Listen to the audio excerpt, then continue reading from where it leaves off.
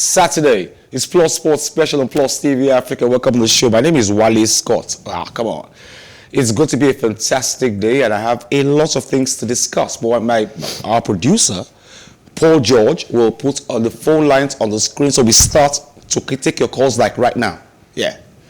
The Nigeria Football Federation, NFF, has called on Nigerians who are calling for the removal of the newly appointed coach of the Super Eagles Eagle B team, otherwise known as the Chan Eagles, and the Under-23 Olympic team, Salisu Yussuf, over his involvement in a bribe scandal in 2018, to shelve the idea. Bukayo Tinubu, good morning. Welcome on the show. Thank you. I've got Tega Ajetumobi on the show. Welcome on the show. Thanks for having me. I'll start with you. Okay. This guy was indicted, was filmed on camera, agreeing to bring two players who were not good enough and collected $1,000 from them. And then he got a year ban. Yeah, Bukayo? Mm-hmm. A year ban. A $5,000 fine. Yeah, and a fine. Immediately he got back, he's been made the Super Eagles coach, Team B. And Nigerians are saying, is this not shameful, really? Well, I think, Nigerians are justified, to be calling for, like, why would they want this? Are we saying that they don't have any other coaches around that can, take over this Super Eagles Team B team? Is Yusuf Salisu the only coach that we can get, especially with the controversy surrounding him? Some people may say, okay, he has served his time, he has paid, he has done the 3-year fine. But I feel like the precedence to have a coach who has been found guilty of collecting bribes for players to come and play in the team, I do not think this is right. I do not think this is... There's this story I heard. And the phone lines, please, Paul. Yes, the phone lines. Please call. Tell us what you think. Do you agree with Nigerians who are saying remove Salisu Yussuf like right now? There's a story. If you catch someone stealing from you, do you fire them on the spot or do you give them a second chance? If you are the kind type of person you think everyone deserves a second chance, you might choose that path and give them a second chance. But what you have to remember is that just because you caught them doesn't mean that's the first time they've ever done it. And if that's not the first time they've ever done it, you can't trust their presence in the job that you need them to do. It's shady enough to say a coach has taken bribes and he has gone off and served a period, which for me, a year isn't enough. It's too short a period to be away from the game. And then it says such a bad thing about our administrators that as soon as he's done with that 1 year, he's brought right back into the thick of things at basically the highest level possible, without any sort of in-between period where he has to work his way back to good graces, back to earn our trust as a nation. I just don't see... Don't you think it's too early after his ban and his fine to have been put back there like I do. Like That's that? my point. I think it is absolutely too early. He has... The truth is, when you shame yourself, when you shame your family, when you shame a nation, you have to go through a period of reflection. He had to serve a year's ban. That was what was mandated. It should have been longer, but that was what was mandated. Then we need to see changes. We need to see repentance. We need to see atonement. I don't know if a year is a long enough period to say that this person is different from the man who took $1,000 bribe and possibly took many more bribes that he wasn't caught for. Some people would say, Tega, and I'm saying this without fear of favor. Some people would say that practically every Nigerian coach takes bribe. Well, and that's what Salisu has done. It's not really in their circle. It's not really a big deal. Personally, we can all have our opinions about whether they've done it or not, but the fact remains that Yusuf Salisu was caught on camera. He was caught on camera, yeah. I believe that the national team positions should be... Please, Ajasa, please help me put up the phone lines on the screen so we can call and let's see the national Nigerians feel the national team positions, it should be a privileged, a privileged position for someone. And the fact that he has already been caught, I mean, I'm not saying that, he hasn't redeemed himself or whatever, but these positions, do you understand what I'm saying? They should be they should be privileged positions. You shouldn't have someone who has been found guilty of collecting bribes to bring players on, to have them now come back into the same Super Eagles Team B team. I think we can find another coach. And at the very least, the fact that they brought him back, even if we say that there are other coaches doing the exact same thing, that someone needs to be made a scapegoat. Because he's the one that has been caught now. Yeah. A precedent needs to be set. Going forward, this will not be tolerated. And at the same time, anyone who does the same thing can expect even graver consequences going forward. Because, deterrence, a punishment, one of the reasons you punish is for deterrence. To deter people. Now, it's unfortunate. I grew up in Nigeria. You grew up in Illinois. You grew up in London. And so, how does it work there? In Nigeria, it's a norm to say, okay, coaches take bribe. But in those countries, what do they do right?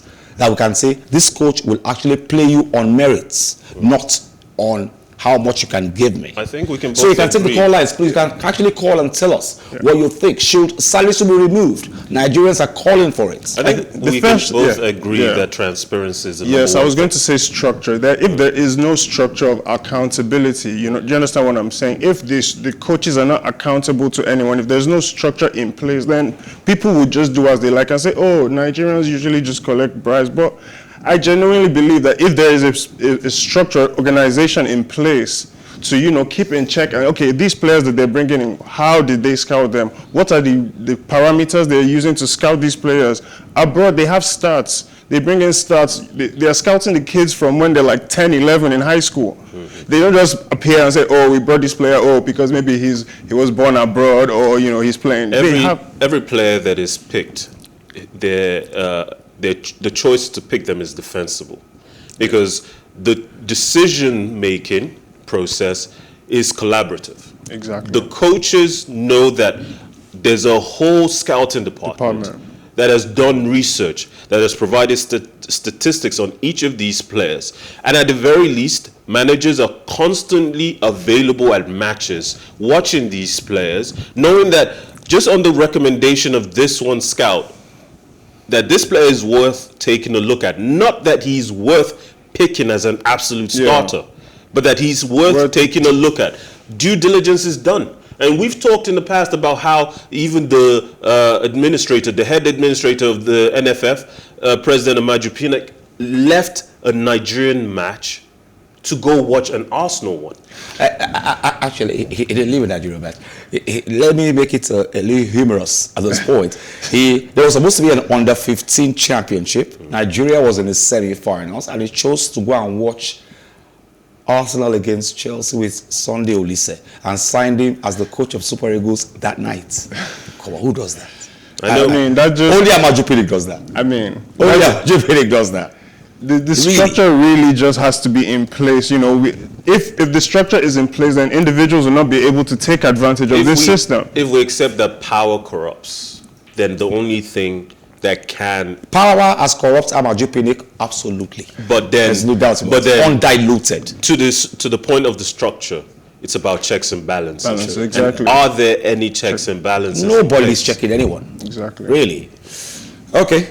If I talk about the super... Well, you can still, even if we change our topic, if our topic moves on, you can still call this hotline and tell us, do you agree, as Nigerians say, remove Salisu Yussuf? Is like Tega said, like Mukaila just said, is it all we have? Can't we find somebody else? Is there a secret this guy has for you guys that you guys don't? I don't know. My guys agree that he should be removed. If he has sold his name, sold Nigeria, he should be removed. He has to earn his There's way no back. doubt about it. Yeah. So the call line is on the screen. Please call. Even if we change topics, you can still call. And let's talk about it, okay? Now let's look at the EPL fixtures for today. And of course, the match everybody is talking about. Man U Arsenal. Unfortunately, I am in the midst of enemies. Tega is a Liverpool fan. Mukael is a Chelsea fan. Oh, I happen to be a Man U fan. Okay. Yeah. This is this the Merseyside right? derby this week. I don't think so. This is not the right one, I guess. Nah. But the Arsenal Man U match, That's the first match of the day. it's going to boil down to work ethic. It's the one thing that has been lacking from the Manchester United squad all throughout the season. And at this point of the season, you can tell that the players just want to get the season over with. And that kind of mentality will not win you any points against a team that just came off the bounce of winning against a very tough Chelsea team. Sorry to cut you in, but if you would have asked me a couple of days ago before Man United announced the signing of their new coach, who would have won this match, everything would have been, I would have favored Arsenal because, you know, Arsenal are going for the top 4 position. You know, they have momentum. They're dying for it. Exactly, they have momentum going in. But for some reason, I just feel like the announcing of Erik ten Hag as the coach of Man United is going to, you know, motivate the players. They're going to have a lot to prove. New managers tend to create a new, there's that new manager smell in the air. And it fosters a hunger amongst the players. Even though he's coming next season. Yes, to show what they have now. Because very soon, Erik ten Hag's team, backroom staff will already be in the stadium, watching matches, taking assessment of players that need to be kept and need to be let go. And a lot of these players are going to want to show a lot more effort than they've shown throughout the season. We've heard a lot of talk about Rashford possibly leaving at the end of the season. Phil Jones, even Harry Maguire. Phil Jones should have left a long time ago. Harry Maguire, I think, for everyone's sake, for the sake of the rest of his career, for the sake of potentially still doing well at the England level, he should probably just leave Manchester United. I think we can all agree that the Man U team needs a revamp. Yes. We can all agree that Another point that might be on the side of Manchester United today, I don't know how significant it will prove at the end of the match, but Ronaldo's back. Yeah. Of course it will. And even at 37, the way he's playing right now, most strikers at 25 would give, I don't want to say what body part they would give, but they will give a lot to. They would give a lot. Same condition that he is in. Come on, guys. He's in great physical condition for his age. Yes, and people may criticize. You know, he is behind only 2 players in the Premier League in terms of goals scored. Mohamed Salah, which we all agree he's a great player, world class, and a lot of people have even compared him to Lionel Messi. So some people have said that the passion the Manchester United used to have during play. Now, let's compare the passion. Is it age and time? The passion that a Didier Drogba had for Chelsea. The passion that Ronaldo has brought back to Manchester United, and Paul Scholes, Ryan Giggs, Vidic. I think it's now the only team, as far as I am concerned, in the English Premier League that still has that passion is Liverpool. True. That's all. I think it's fair to say that passion is still there because the owners have, they've stuck to the roots of the club. I think that's a lot of the criticism that Manchester United owners are facing is like they have failed to relate with the fans. They've lost the essence of the club has been lost, and that's what everyone seems to say. Like, the players, even if they're not doing well, no one would expect Liverpool to beat them 5-0 and 4-0. Exactly. 9-0. Do you understand what I'm saying? Like, people expect Man United to fight. The team ethic isn't there anymore, and people have 90 minutes. You still believe Man U can still equalize or even win the game. You know, what's strange about the Man United situation is that they do have a lot of young players playing in the first team. Jadon Sancho has been bought for £75 million. Jadon Sancho. Which is a very big price Varane. tag. But, he's young, and what you expect from youngsters is a lot more energy, a lot more commitment, a lot more hunger to displace someone who is older in that team. Unfortunately, right now, it doesn't seem like youth is on the side of Manchester United. It doesn't seem to be creating enough of a significant bounce for the work ethic that is required of them. Rashford is still pretty young, 24, and he's not playing his best football. Injury at the beginning of the season, we understand limited his ability. But unlike a lot of other players like Kai Havertz, who in this first season got injured and then came down with COVID, same thing with Lukaku. It is unacceptable that even after getting over the injury, till this day, Rashford hasn't found his step. And importantly, he's a Manchester United product. How much more do you need to identify with the Manchester United fan base when you have a player who's homegrown, who's still very young, and who's that talented, and he's not pulling his weight? I think that also... Moving forward, Tigger, let's round it off. What will Arsenal and Manchester United, what kind of match do we expect today? I'm expecting, a very attacking match. I think the two teams are going to go for it. Like we said earlier, Arsenal are challenging for the top four. Man, you have nothing to lose, but you must be very assured that they are going to go and take Arsenal on today. Do you agree with that? I think so too. They have no choice. They have to go for it. The defense is the weakest point. The attack is the strongest point. And it means that the only strategy they can go into the end of the season with is trying to outscore their opponents. What could go wrong with Arsenal? What could go wrong with Manchester United? Let's start. I think we've talked a lot about all the things that are wrong with Manchester United. With Arsenal, I think overconfidence could take place, having turned London red. But don't forget, before that game, they had lost 3 games on the stretch. So we're still seeing defensive frailties within the Arsenal team. That's why I believe that Manchester United will look at Arsenal as a team that can be beaten. And I think of course. And I think a strength for Manchester United is Ronaldo's ability to position himself. They might say that he doesn't work hard enough, but his ability to take advantage of... But I think he works hard enough. Defenders like Ben White will suffer greatly trying to follow Ronaldo all over the pitch, because no matter where he is on the pitch, even if he doesn't do a leg over, a step over, he doesn't drop a shoulder or anything, his presence is enough to bring people out of positions that they ought to know better than to leave. And in the course of trying to leave your position, you're trying to help out your next guy, and you leave him open. You actually leave him, you give him a chance to it. And Arsenal have done better defensively because they've employed a 3-at-the-back formation, allowing Ben White to do what he has done best. Come forward a bit. But and that also means him protection. Yes, that also means they've limited their attacking options up front, which might help Manchester United to defend better and allow them to push forward and create more problems from on a good day. Jadon Sancho, his speed, Paul Pogba, his passes, and Ronaldo, his pressing on the defense could just give Manchester United the day. Well, let's see how that let's go to tennis now. Carlos Alcaraz entertained a parochial Barcelona crowd in his 3-set win over Stefanos Tsitsipas yesterday. The 18-year-old Spaniard moved into the semi-finals of the Barcelona Open after a 6-4, 5-7, 6-2 win over the world number 5. Alcaraz beat Tsitsipas. We'll take that and we'll come back and analyze that extensively.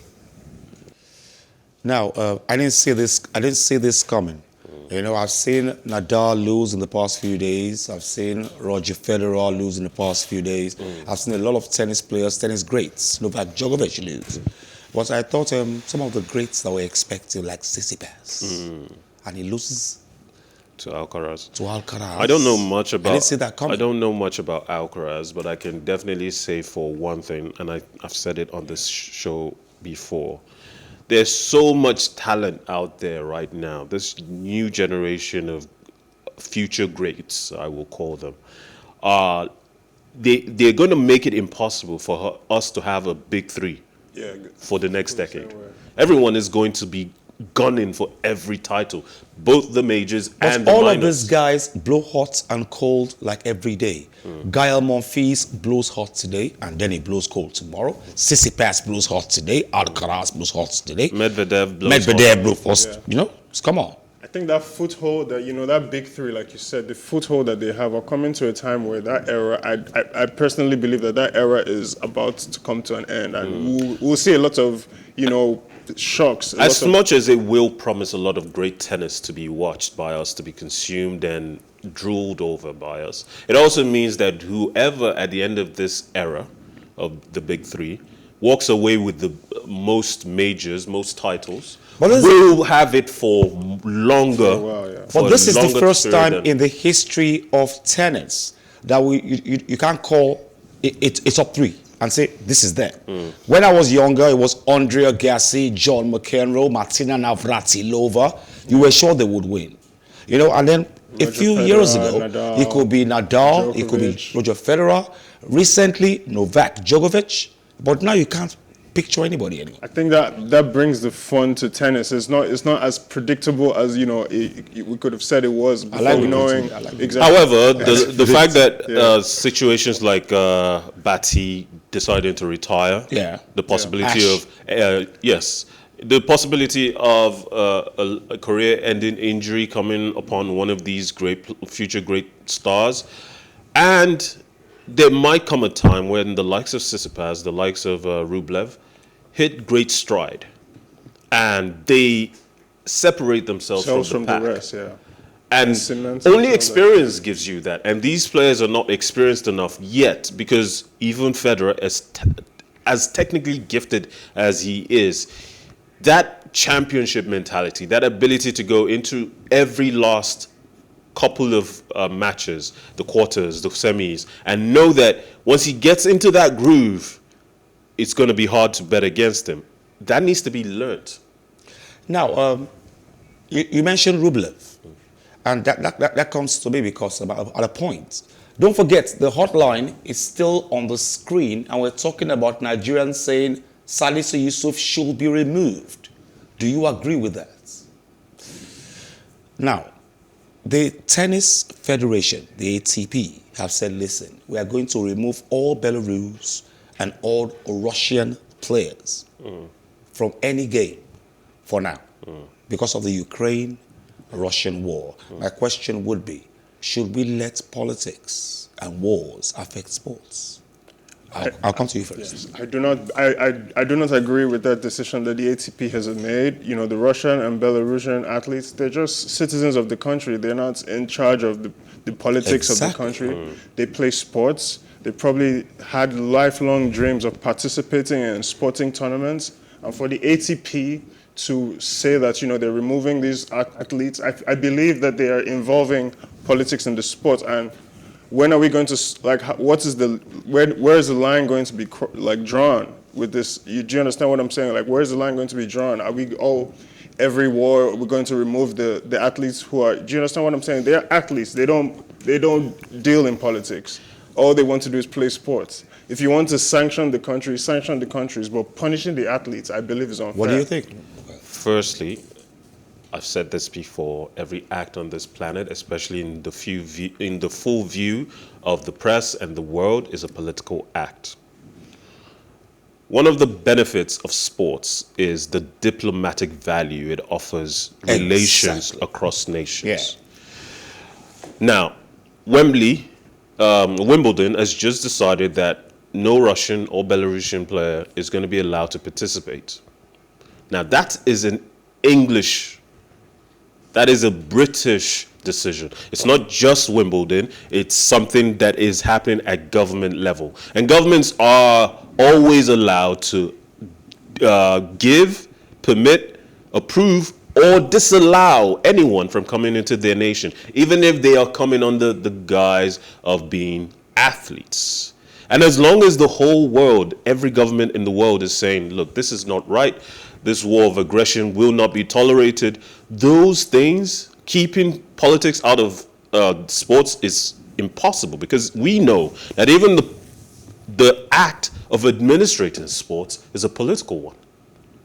And are we going to turn our eyes away from atrocities just because we want to enjoy the presence of some Russian, some Belarusian athletes? It's not their fault. But even if we're sanctioning the governments, it's not really the governments that suffer at the end of the day. But it's still the people, because those government officials will just find ways to supplement the wealth that has been stripped from them by utilizing the wealth that belongs to their people. So ultimately, we're relying, and those governments who are sanctioning those Russia and Belarus are relying that the people will feel the pinch so hard they will make it impossible, an intolerable atmosphere, political one, for Russia, for the Russian and the Belarusian government, and that will enact change. And perhaps this is one tactic, trying to keep the Russian and Belarusian athletes from playing sports is just another tactic in applying that pressure. And I don't know if it's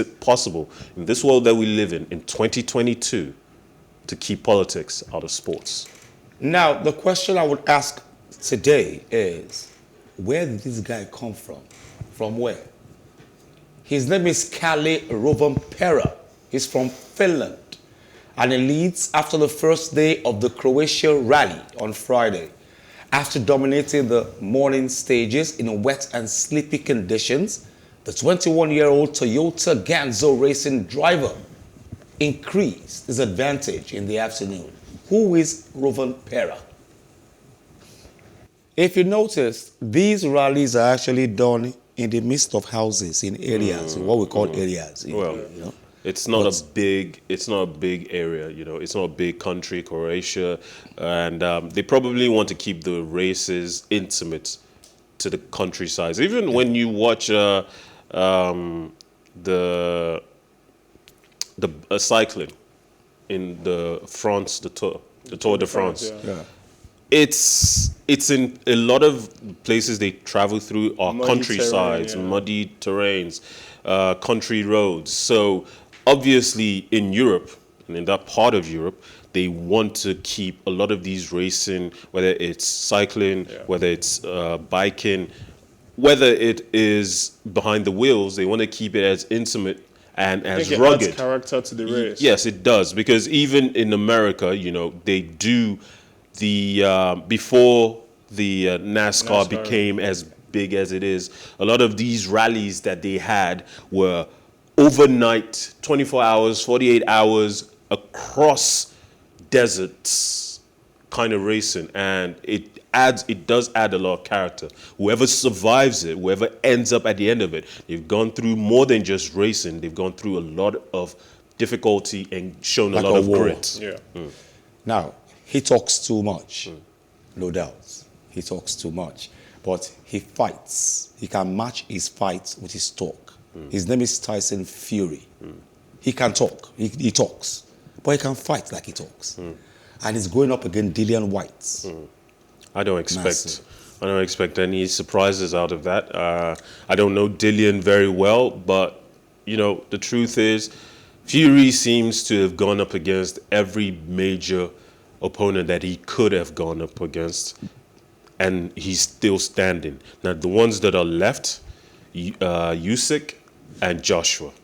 Dillian doesn't factor into any of the major threats that Fury needs to face before he calls time in his career. And I don't expect that he's going to allow Dillian stop him right now, because he wants to face Usyk. He wants to face Joshua very, very badly. And those two have a rematch that's supposed to come up. So long as Usyk makes it back from Ukraine, we hope he does, this Dillian isn't going to be the obstacle. This guy was banned from drugs, Fury. Tyson Fury. He came back, and he said the only reason why he's been slowed down was because he was banned for drugs. But now he's back. Is he back? I think we can all say that he's back. But I want to speak a little bit on Dillian White. I think this is probably going to be his biggest fight. Do you understand? So, and this is heavyweight boxing. You know, I see an upset. Anything can happen. I see an upset, because White has been calling for a big fight for years. He's a well-known heavyweight fighter. He's been around the blocks for a while, and this is his biggest fight. So who knows? We saw when Ruiz defeated Anthony Joshua earlier, you know. So I don't rule out Dillian White in this fight. But like you were saying about Tyson Fury, I mean, he's come back from his drug ban. He's come back stronger. He's beaten everyone who's been in his way. He's beaten depression. He's beaten everything, and you know, props to Tyson Fury. But I'm really excited to see this fight, because I believe two British fighters. Do you think there could be an upset? I think anything is Dillian White. possible in sports. I think it all comes down to motivation. What is motivating Dillian? Is this the last hurrah? Is this all about the money? Because we've heard stories about him making a big deal about the pot share he's going to get, win or lose. Ultimately, if he wins, it will be down to him wanting it more than Fury. And I don't know if Fury... They had their way-ins. Tyson Fury and Dillian White. We'll take that, we'll come back. Stay with us. Tega, you were telling Bukayo a few seconds ago and saying that it's kind of hard to see Fury give anyone respect. Well, he gave Dillian White some respect. Yeah. I don't know why, where that came from. I don't know. That's probably because they've been, in the streets of Britain, coming up the ranks in the British boxing, they train arena. together. Yes, they probably trained. You lived in London for a while, so you know how this boxing gyms, in Manchester, in Birmingham, in Peckham, like that. They must have come across each other one time or the other. They would have a lot of times. The local gym is just like the local barber shop. Yeah. In America. A lot of local hangout spots. It is. Even for non-fighters, even for those who just want to come in and maybe bet on a sparring. It's a great hangout spot, and on more than one occasion they would have seen each other. On more than one occasion they might have even sparred with each other. Definitely. So, and if athletes come from the same environment, the same kind of upbringing, the same kind of challenges, it can bond them. And if we're seeing Fury, who has a loud mouth, showing this much respect, it's because there is too much history there for him to disrespect it, all in the name of sports. Before we have to leave soon, so we have to quickly talk about the NBA, and that could take a time. Now, Trae Young was the man of the hour, hitting a go-ahead floater with a 4-4 left on the clock to send 1-1 to 1-1-0 victory for the Atlanta Hawks. We'll take that, we'll come back and dissect that. Quickly, Tega, we don't have any time anymore. Just 1 point. And Trae Young really happened against the Heat. Trae Young is a bad man. Like I think he's top 5, point guards in the league. He's young. He still has a lot of potential in him, and he's carrying the ATL Hawks right now. Along with LeVar Ball, along with Jay Morant. Yeah, these are some of the best young point guards in the game right now, and they're doing so well, so well. I want to thank you very much, Tega Ajesumobi. Thank you very much. Thank you very much, Bukayo Tinubu. Thank you very much, Lawal. Lawal is behind the cameras. You can't see him, but he makes you see us. Thank you very much, Ajasa, AJ. Thank you very much, Kayode. Thank you very much, Cynthia, the engineering princess. Yeah. And downstairs, the powerhouse, Femo. Thank you very much. Join us same time next week on Plus Sports Special. My name is Wally Scott. Like I always advise you, at the end of every show, if not for any. Thank you very much, PG, President General, Paul George, our producer. Thank you very much. Join us same time next week. Plus Sports and Plus TV Africa. My name is Wally Scott. Like I always advise you at the end of every show, if not for anything, at least for your heart, do some sports.